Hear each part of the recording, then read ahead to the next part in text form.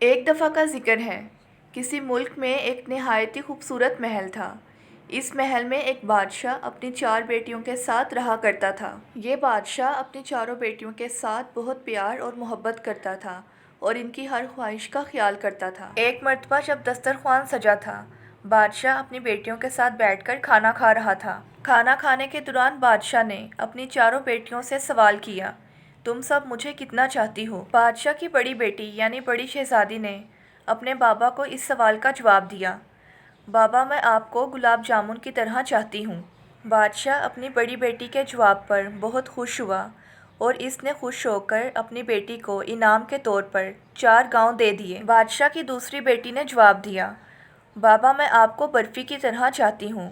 بادشاہ اس کا جواب سن کر بھی بہت خوش ہوا اور اس نے اپنی بیٹی کو انعام کے طور پر پورا علاقہ بخش دیا۔ تیسری بیٹی نے جواب دیا، بابا میں آپ کو پھولوں کی طرح چاہتی ہوں۔ بادشاہ بہت خوش ہوا اور اس نے اپنی تیسری بیٹی کو بھی یعنی تیسری شہزادی کو بھی جائیداد سے نوازا۔ اس طرح بادشاہ نے جب اپنی چوتھی بیٹی سے پوچھا، بیٹی تم مجھے کتنا چاہتی ہو؟ چوتھی بیٹی نے جواب دیا، بابا میں آپ کو نمک کی طرح چاہتی ہوں۔ اس کا جواب سن کر بادشاہ بہت غصے میں آ گیا۔ بادشاہ غصے میں آ کر کہنے لگا، میری تینوں بیٹیاں مجھے اتنا چاہتی ہیں اور تم بس مجھے نمک کے برابر چاہتی ہو۔ بادشاہ اس بات پر بہت ناراض ہوا۔ بادشاہ نے اپنی چوتھی بیٹی کو اس محل سے باہر نکال دیا اور اسے کہنے لگا، اس محل میں دوبارہ کبھی بھی قدم مت رکھنا۔ یہ شہزادی محل سے باہر نکل کر بہت پریشان ہوئی اور اسی پریشانی کی حالت میں یہ ایک جنگل کی طرف چلی گئی۔ اب اس لڑکی نے جنگل میں رہنے کا ارادہ کر لیا۔ اس نے جنگل کی لکڑیوں اور پتوں کو اکٹھا کیا اور ان سب کی مدد سے اپنے رہنے کے لیے جھونپڑی بنا لی۔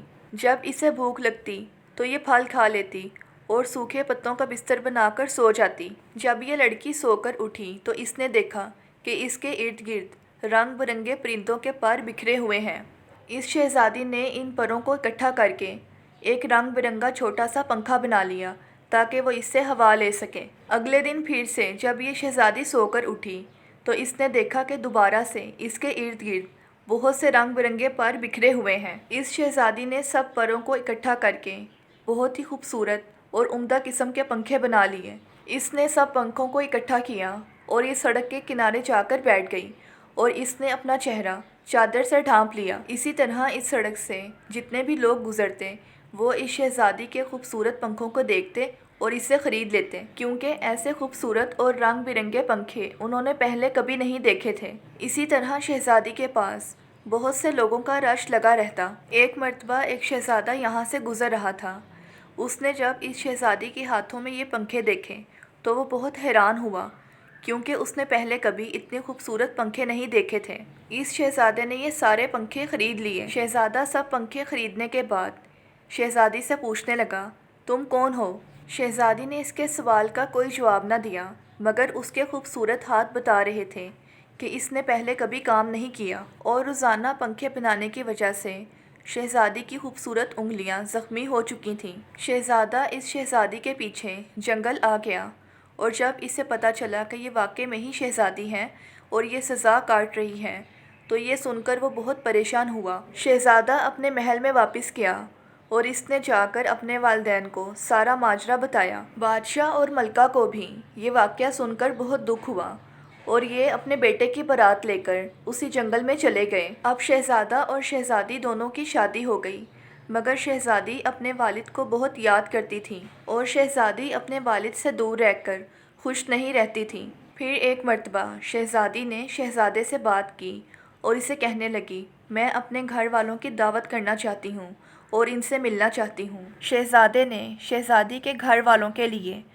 بہت زبردست اور عمدہ قسم کی دعوت کا انتظام کیا اور شہزادی کے والد بادشاہ کو دعوت دی۔ شہزادی نے ان سے کہا، اب سارا انتظام خود دیکھ لیجئے، مگر اپنے والد اور بہنوں کے لیے کھانا میں خود تیار کروں گی۔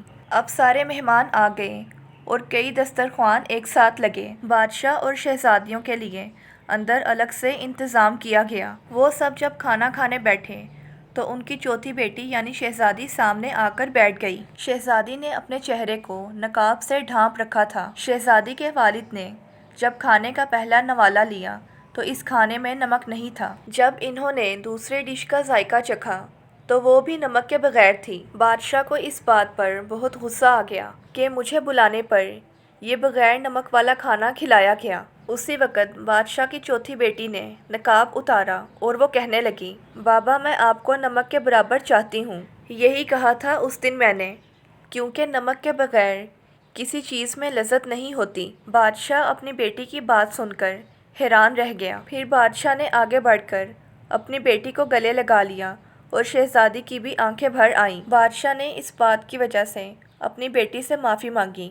شہزادی کہنے لگی، کوئی بات نہیں بابا، اور ساتھ ہی شہزادی کی بہنوں نے بھی اس سے معافی مانگی اور اسے گلے لگایا۔ شہزادی نے سب کو کھلے دل سے معاف کر دیا اور شہزادی نے ان سب کو احساس دلا دیا کہ وہ سب بہت بڑی غلط فہمی میں تھے، اور اسی طرح شہزادی اپنے شہزادے کے ساتھ اس محل میں ہنسی خوشی زندگی بسر کرنے لگی۔